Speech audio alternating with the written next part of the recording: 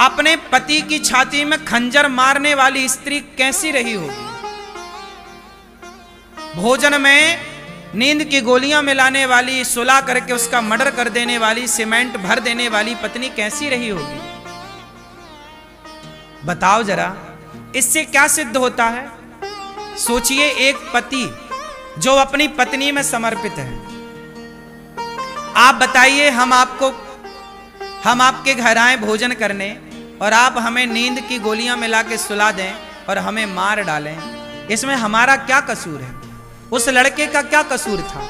वो तो पत्नी के हाथ का ना भोजन कर रहा था। उसे क्या पता था कि इस भोजन में जहर है, नींद की गोलियां हैं? उसे क्या पता था कि हमें सुला के हमारी छाती पे खंजर मार दिया जाएगा? दोस्तों, इस वीडियो में हम एक ऐसी कहानी लेकर आए हैं जो आपकी आंखें नम कर देगी। जी हां, मेरठ में हाल ही में एक सनसनीखेज घटना सामने आई है, जिसमें मुस्कान रस्तोगी नामक महिला ने अपने प्रेमी साहिल शुक्ला के साथ मिलकर अपने पति सौरभ राजपूत की हत्या कर दी। जांच में खुलासा हुआ है कि मुस्कान ने इस हत्या की योजना लंबे समय से बना रखी थी। हत्या के बाद उन्होंने शव के कई टुकड़े करके उन्हें एक ड्रम में छिपा दिया। इस मामले पर गुरुजी का क्या कहना है? क्या इसका कोई समाधान है? इस पूरी कहानी को विस्तार से जानने के लिए वीडियो को अंत तक देखें और इस कथा को सुनें।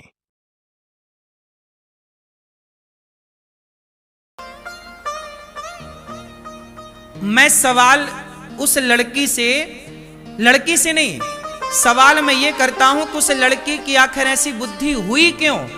मैं उस वेश पे जाता हूं, मूल पर, कि समाज की आज ऐसी बुद्धि क्यों हो रही है। आज वो लड़की है, कोई और लड़की है, कोई और लड़का है, लड़का भी परेशान करता है, वो भी मार डालता है कई बार स्त्री को। क्यों? सवाल ये है कि आदमी, हम सनातनी हैं, हम लोग ना चूहा को भी नहीं मारते, मच्छर को मारना पाप समझते हैं सनातनी लोग। गाय को रोटी निकालते हैं, कुत्ते को रोटी निकालते हैं। बोलो हाँ, हम चींटियों को आटा डालते हैं। सोचिए, जिस सनातन में चींटी का भी हम सम्मान करें आटा डालकर, हम मच्छर मारने को पाप समझें, उस देश में वो सनातनी यदि पति को मार डाले, पत्नी को मार डाले, तो बताइए। मैं सवाल करता हूं कि ये बुद्धि आई कहां से, बनी क्यों? कहीं ना कहीं जब आप सत्संग से हट जाते हैं, आप जब चरित्रहीन हो जाते हैं। वो लड़की क्या थी? चरित्रहीन हो गई ना, गैर मर्द के साथ घूम रही है, अपने पति को हटा दिया रास्ते से। ये गैर मर्द के साथ, अच्छा बताओ, सीता मैया रावण के साथ चली गई, चुरा के ले गया। रावण ने इतना लोभ दिया, रावण तो सोने की लंका का मालिक था कि नहीं?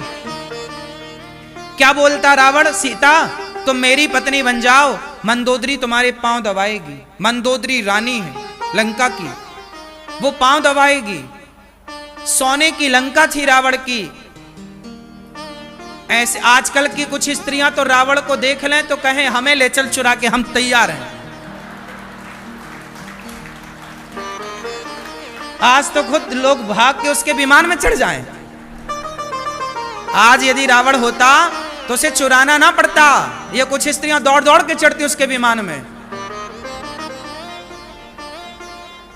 नहीं, लेकिन सोचो माता सीता के बारे में कि सोने की लंका में रहकर आ गई माता सीता। इतना उसने प्रलोभन दिया, इतना प्रलोभन दिया। लेकिन धन्य है, ये नारियों को सीखना चाहिए कि सोने की लंका को लात मार के वनवासी राम के संग रहने सीता मैया आ गई। पति कितना गरीब हो, लेकिन नारी को कभी अपने पति का त्याग नहीं करना चाहिए। ये सीता मैया ने करके दिखाया है। अब बताइए, ऐसी नारियां जिस देश में हुआ करती थी कि लंका को लात मार के और वनवास में रहने वाले राम को अपनाएं, वरना सीता मैया का भी मन डोल जाता इतना धन देखकर। इसलिए मेरी मां, अपना धर्म ना जाने देना। तुम्हारा धर्म क्या है? पति के साथ रहना। तुम्हारा धर्म क्या है? तुम्हारे दोनों कुलों की मर्यादा। नारी जो होती है ना, मर्द गलती करता है, पुरुष गलती करता है, उसे दंड भी मिलता है। लेकिन समाज की दृष्टि नारियों पर ज्यादा है, क्योंकि तुम्हारे ऊपर 2 कुलों की जिम्मेदारी है या नहीं? जिस पर जिम्मेदारियां, अब मुझे कोई भी शब्द बोलना होता है, मैं बड़ी जिम्मेदारी से बोलता हूं, कुछ भी नहीं बोल सकता ना मैं। आप कुछ भी बोल सकते हैं, क्योंकि आपका बोला हुआ हाईलाइट नहीं होगा, आपको बोला हुआ वो आपकी पर्सनल विचारधारा हो जाएगी, लेकिन मेरा बोला हुआ तो बड़ी बात हो जाएगी। इसलिए आपको समझना चाहिए। समझना क्या चाहिए कि हम सब अपने अपने शुद्धि का, सत्य का, मर्यादा का, धर्म का पालन करें। ये सृष्टि तब सुरक्षित रहेगी जब धर्म रहेगा। धर्म क्या है? शुद्धि। शौच करो, लघु शंका जाओ तो शुद्धि। तो आज से कितने लोग मेरी बात को ध्यान से अपनाएंगे? शुद्धि का कौन कौन ख्याल रखेगा? क्या रखोगे बताओ?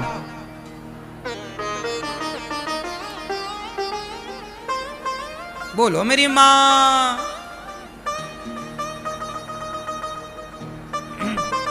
धर्म क्या है? सोचो। हम लोग ना यज्ञोपवीत पहनते हैं। हम क्या पहनते हैं? जनेऊ। जनेऊ सुना? जनेऊ। यज्ञोपवीत जानते हो? हम लोग यज्ञोपवीत पहनते हैं। हम लोगों को कितनी भी जोर की सुसु आए, जब तक कान में 3 बार लपेटे ना यज्ञोपवीत, तब तक लघु शंका नहीं करते। सोचिए, हम लोग लघु शंका भी करते हैं तो एक धर्म के यज्ञोपवीत में बंध करके लघु शंका करते हैं। मतलब हम लोग लघु शंका भी कर रहे हैं तो धर्म के बंधन में बंध के कर रहे हैं। बोलो हाँ। बैठ के करते हैं, खड़े होके बैलों की तरह नहीं।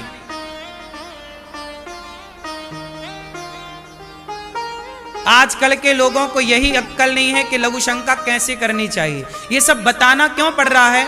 क्योंकि चीजें नष्ट हो गई, क्योंकि लोगों को ज्ञान नहीं है।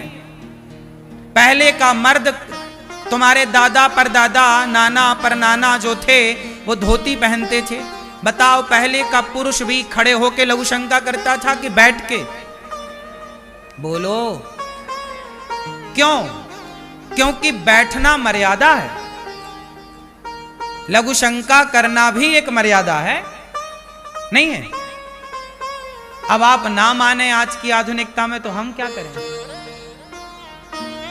लघु शंका खड़े होके नहीं करनी चाहिए। खड़े होके बैल, जानवर करते हैं। मनुष्य हो ना?